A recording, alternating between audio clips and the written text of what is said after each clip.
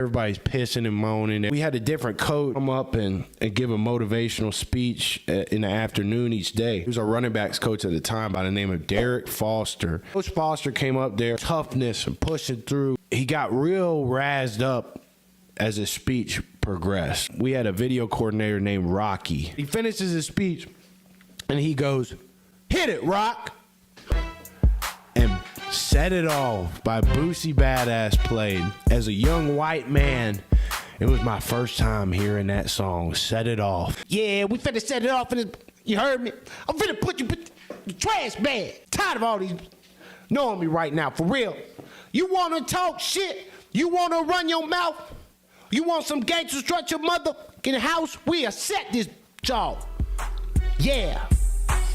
And that was my first time hearing Set It Off. At Samford University, it was the third or fourth week of camp. We were about where teams are right now. Right before the season, everybody's pissing and moaning. We had a different coach come up and give a motivational speech in the afternoon each day. He was our running backs coach at the time by the name of Derek Foster. Coach Foster came up there, toughness and pushing through. He got real razzed up as his speech progressed. We had a video coordinator named...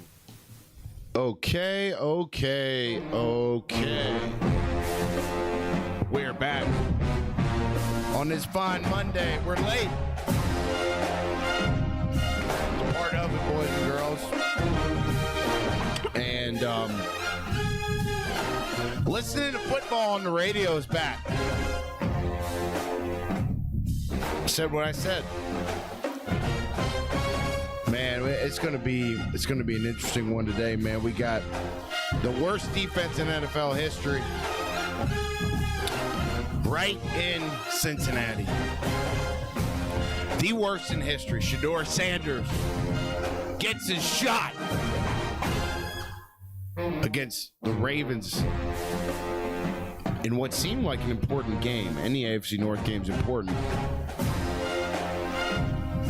The Bills roll against Tampa Bay. The LA Rams stifle an impressive Seattle team. And much more on today's show. Welcome back, ladies and gentlemen. We had week 11 of the NFL this weekend, week 12 of college football, and admittedly, I am checked out as a professional football fan. I have gone from anger to apathy with these Cincinnati Bengals, and I think a lot of fans are starting to feel the same way. I didn't even watch this game. I cannot subject myself to the Cincinnati Bengals anymore. I don't know when the next time I will be able to. I'm not going to watch another game all season. And I was force-fed the highlights of this Bengals game in a Mexican restaurant in Palm Desert, California this Sunday. I was subjected, and the first clip I saw was Darnell Washington bullying rookie linebacker Barrett Carter to the ground. Run through a disgusting tackle attempt by easily one of the worst safeties in the league, Geno Stone, who continues to be run out there at safety for Cincinnati, even though the captain of the defense, Logan Wilson, was benched and traded. They continue to run Geno Stone out there. A miserable tackle attempt by Geno Stone on the same play right after Barrett Carter was shunned to the ground, or sunned. Those two things are interchangeable. And then one more for the boys, one more for the big Clydesdale horse of a tight end, Darnell Washington for Pittsburgh, just running right through DJ Turner on the sideline to finish the play. And that was the first clip I saw. It's really nice to see fans in the chat whose teams are good. They're enjoying their season as fans. Cincinnati fans do not have that same privilege, and I fear that they never will. What a disgusting, embarrassing, deflating state that this Bengals organization is in after having Super Bowl expectations this offseason and last season and every season since they made it to the second place on the mountaintop in 2021 when a blind squirrel finds a nut.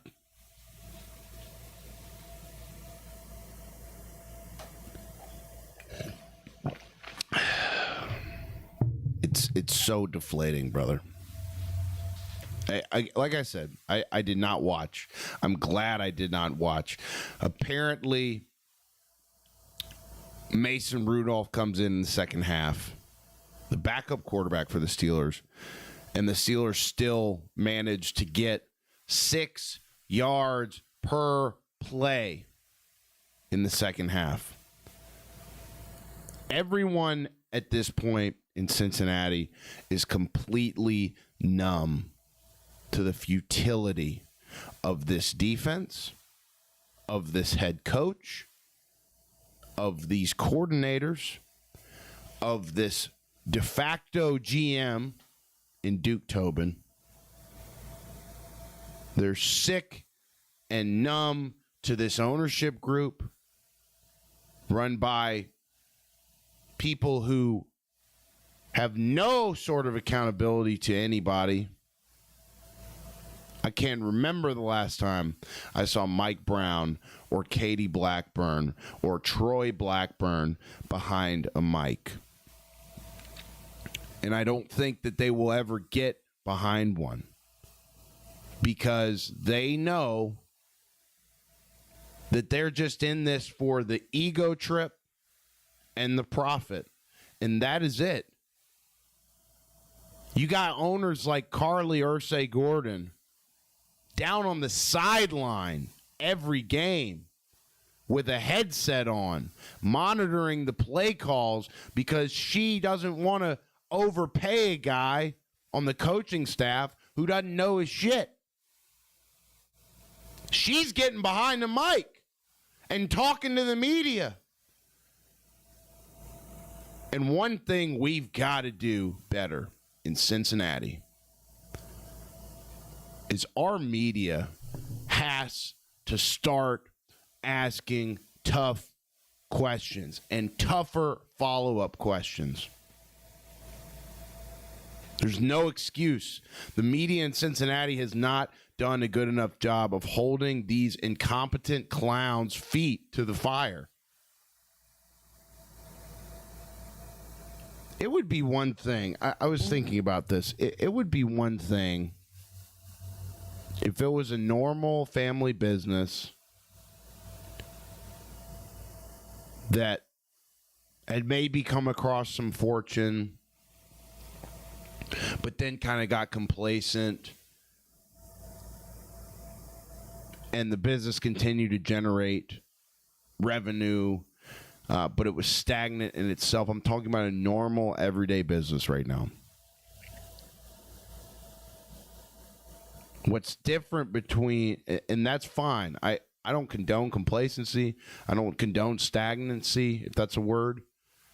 I don't condone any of that shit. But when you're running a normal, everyday business, you can kind of get away with it, at least in regards to the responsibility you have. Because with a normal, everyday business, your responsibility is to make sure the revenue is being generated so that you can put food on the table for your wife and your kids, because those people you do have a responsibility to.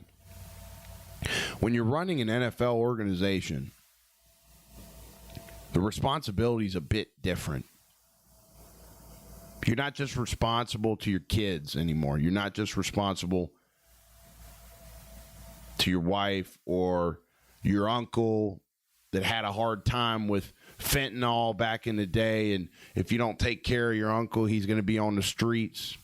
You know, it's not like that. When you're running an NFL team, your responsibility is to the city. We talked about this so many times on the show. These football teams serve as the cultural fabric for cities like Cincinnati, for cities like Pittsburgh. If this was going on in LA, wouldn't be a big deal. Wouldn't be a big deal because they got the beach. They got legal weed. They got, the San Jacinto Mountains. You know what I'm saying? They ain't got to work. Like, that's football's not part of a cultural identity in a place like that. Cincinnati, though, it's a lot different. And time again, this Brown family, this Blackburn family, they have continually disregarded that responsibility, and they continue to. The only thing that the Brown family should be doing right now is writing a letter to the Cincinnati Bengals fans apologizing for their continued incompetence and their continued underachievement. That's all they should be doing right now. They're the first people that should be doing that, and they're the last people that will be doing that. Robert Kraft did it in 2023 when the Patriots only had 4 wins. He wrote a letter to the New England Patriots fans saying, Patriots fans, I apologize for this team. We have to do better. We are a winning organization. We have to find the right people to carry out the job that I know needs to be done here in Foxborough. Look it up.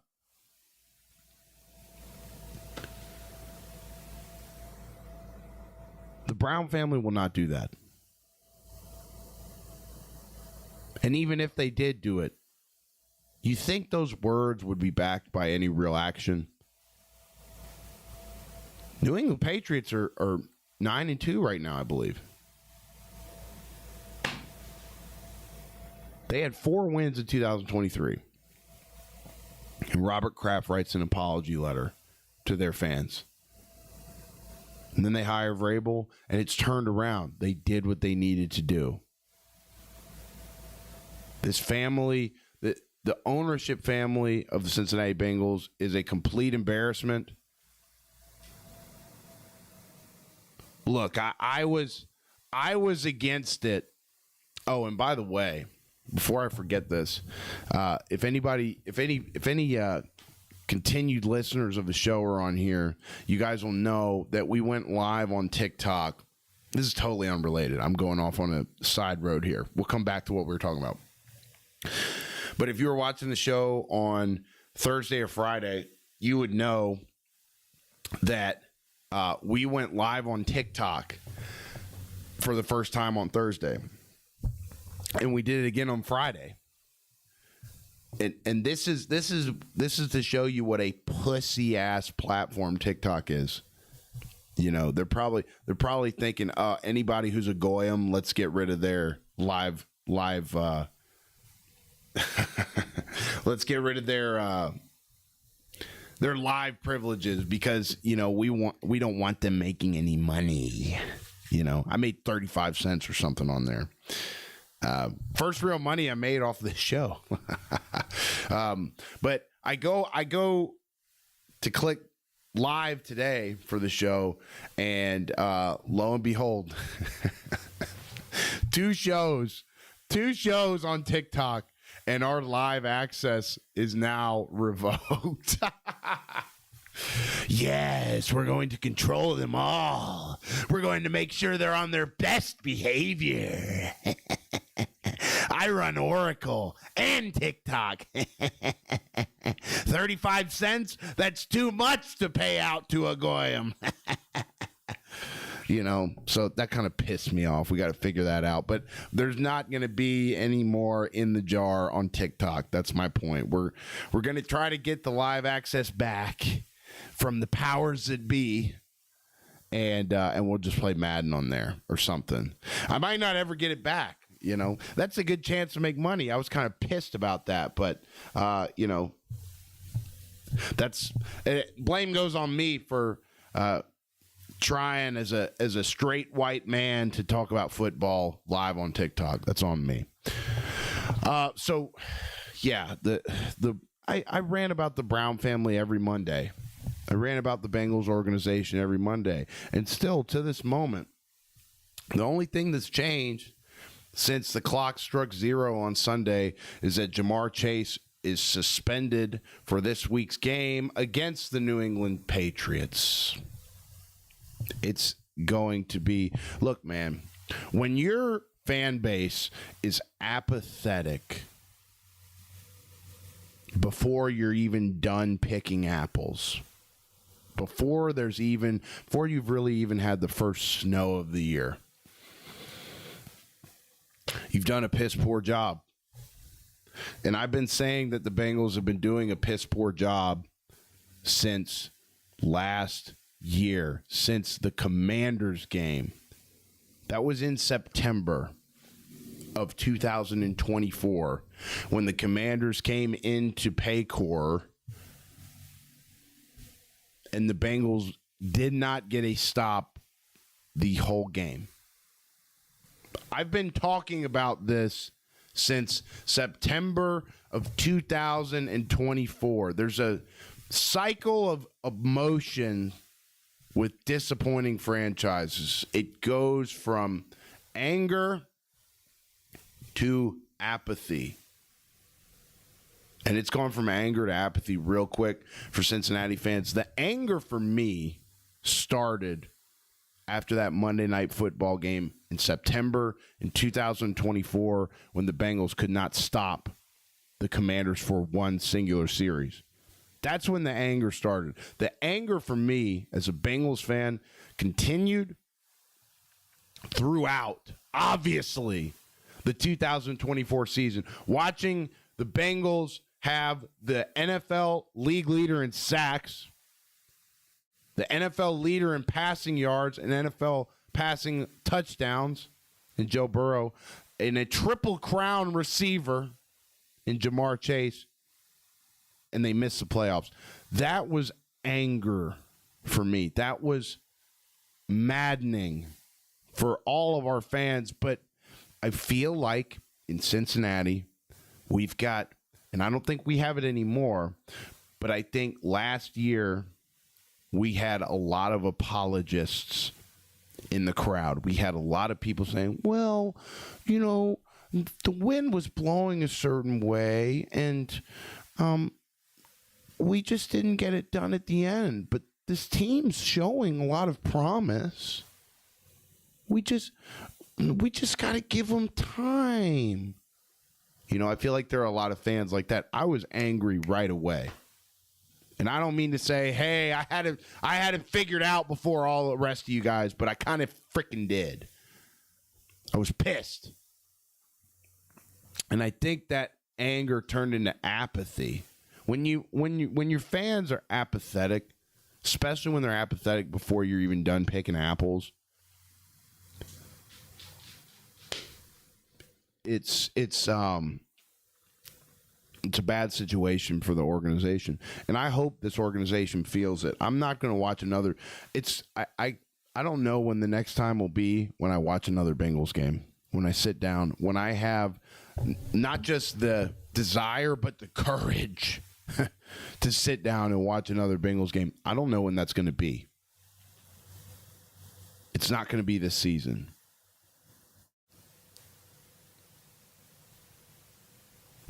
In the second half of games, let's read this tweet from Paul Danner Jr. He says, I know everyone is numb to the Bengals' historical defensive futility by now, but I wanted to trot these out. They have been especially historical in the second halves of games this year. They are the worst defense this century after halftime in all of the below categories. But it's not just that. It's the healthy distance between them and the next worst team. It's truly incredible. Second half of games since 2000. Okay, he made it sound like it was 100 years. It's 25 years. EPA per play, Cincinnati comes in at number 1 as the worst team since 2000 in pro football at negative 0.26 EPA per play. The next worst, minus 0.23. The NFL average in that time span has been .01. EPA per drive, Cincinnati also tops the list. Points per drive, Cincinnati tops the list. Touchdowns per drive. In the second half, the Cincinnati Bengals have given up a touchdown in the second half roughly 40% of the time. Almost half of any drive that comes in the second half against the Cincinnati Bengals defense ends in a touchdown. Think about that. I don't know how these guys sleep. This is their job. This is their life. They've worked their whole lives. They've worked their whole lives on shit like this.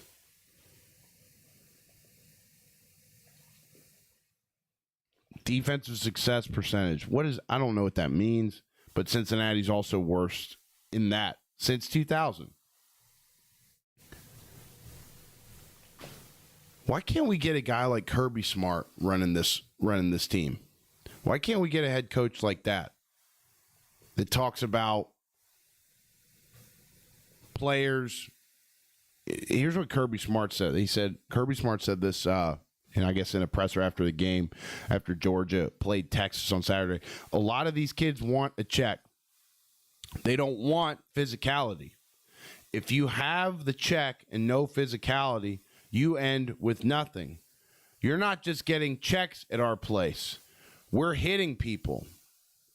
And he later went on to say that he's happy to let any kid go who doesn't want to be a part of a physical football team. They will sign the papers. They'll send him away. And furthermore, you know what they do over at Georgia once that happens? They figure out where that kid's going, because it's probably a less physical place, probably a less physical football culture than theirs, and they go out of their way to schedule him. This is the difference between people who have success in this game of football and people who do not. And if you want to see what I'm talking about, go into YouTube after this episode's over and type in Darnell Washington stiff arm and see what comes up. It's disgusting. It's abysmal. It's an embarrassment to the city. The people of Cincinnati do not deserve it. But now I'm starting to think what really could change. Nothing's changed. And I'm not sure if it will.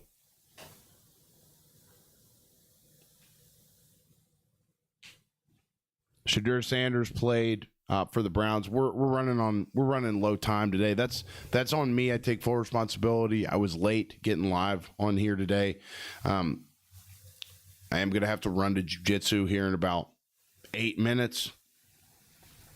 So we'll try to speed run everything else that happened. Listening to college football on the radio is it's very quickly becoming one of my favorite things to do when I'm out driving. I was listening to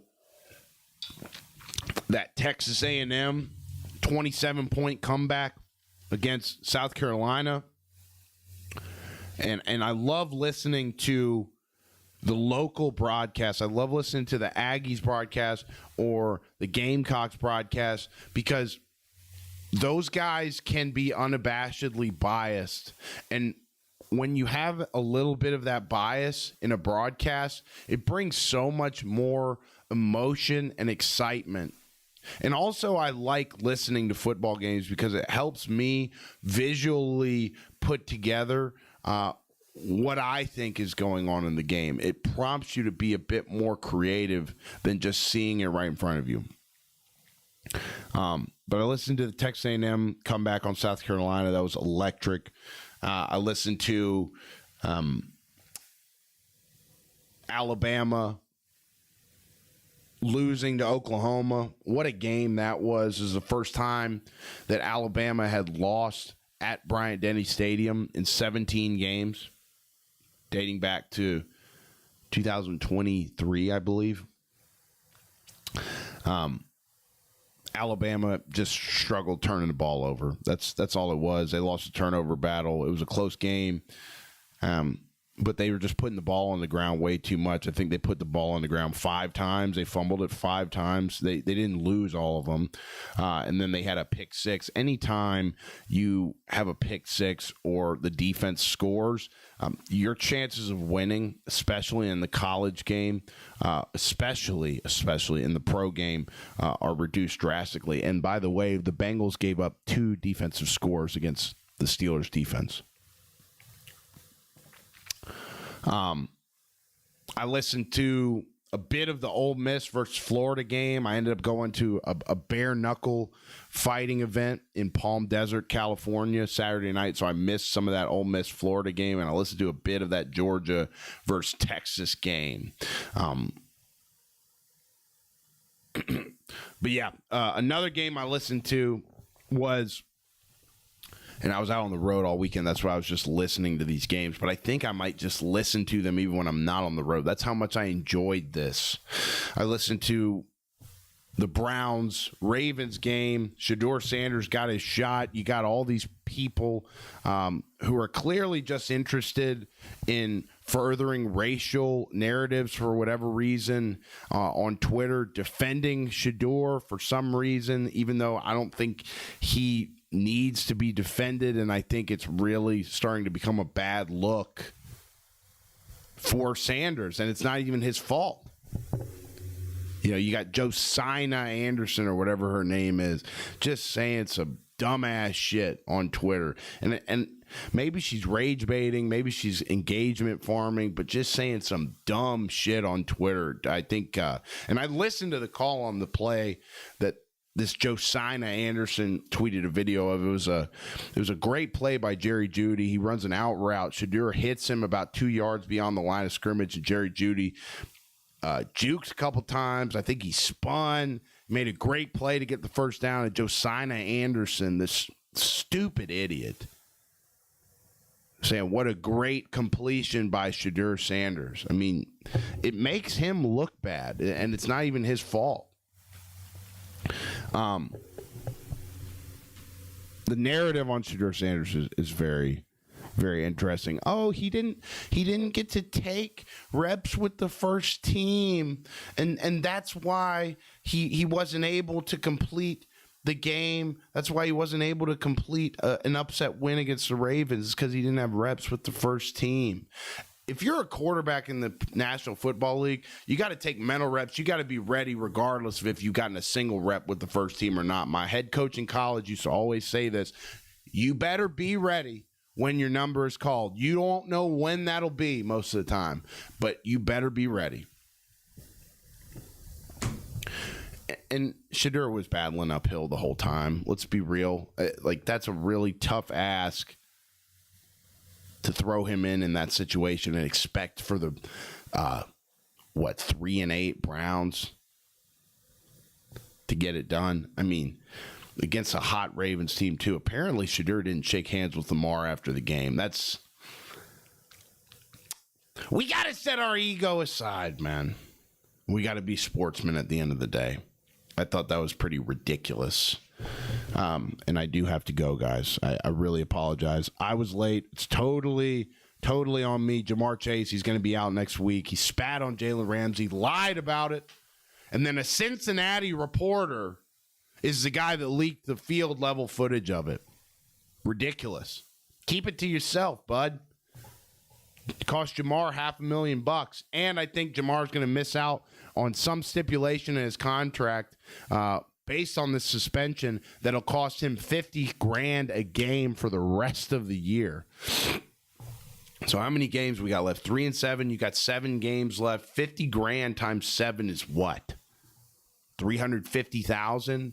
So this incident will cost Jamarr Chase, from my understanding, $790,000, almost $800,000. $800,000 loogie. And he lies about it. And then he's outed by a Cincinnati reporter. You cannot make this shit up. You cannot make it up. And that Eagles game, by the way, ended last night. The Eagles-Lions game, I listened to that as well. Ended in a bullshit pass interference penalty on Rock Ya-Sin. The NFL's got to investigate the favorable treatment that Philadelphia gets from the referees. It's absolutely abysmal. Everything about all my feelings around pro football now, if I had to put it into a word, it's abysmal. I'm going to keep watching. I'm going to keep listening because obviously we cover it on this show. As a fan of the Bengals, I'm devastated. I'm apathetic. I'm angry. And all we can do is talk about it. All we can do is try to have people held accountable so that they show up and do their job, just like we do on this show. We don't have to do this show, but we love doing it, and that's why we do it. We show up, we work hard for you guys every day, and that's exactly why if you're watching this channel and you haven't subscribed yet, you need to, or else don't let your ass hit the dough on the way out. At least hit that like button, or I'm going to find you and talk in your ear. You know what I'm saying? I got to go to jiu-jitsu, guys. Again, I was late starting the show. It's on me that we have a short show today, but we will be back tomorrow and every day, every weekday for the rest of ever around 6 Eastern. You can listen to us on audio platforms. You can find all replays on the channel here, on Twitch, on Kick. You can find Madden streams here and there. I'm going to try to figure out the TikTok situation. We do 2 podcast episodes on TikTok, and all of a sudden our live access is revoked. It's absolutely ridiculous. But you got drag queens on there talking about the patriarchy day in and day out. We're actually bringing valuable, real content to you guys, and we do 2 episodes live on TikTok, and we get our live access revoked. It's absolutely ridiculous. The state of things is absolutely ridiculous, but we're going to keep showing up. We're going to keep grinding. We're going to keep speaking the truth and being the realest show on earth, the fastest growing football show on earth, and I want you guys to be a part of it. So if you're watching for the first time, we are ending today's episode, but we are live 6 Eastern every single weekday, and I need you guys to subscribe. You wouldn't be here unless you liked football. The algorithm wouldn't bring you here, and if you like football, you're going to love our channel. Hit that subscribe button. I got to go to jiu-jitsu, even though I don't really want to. That's the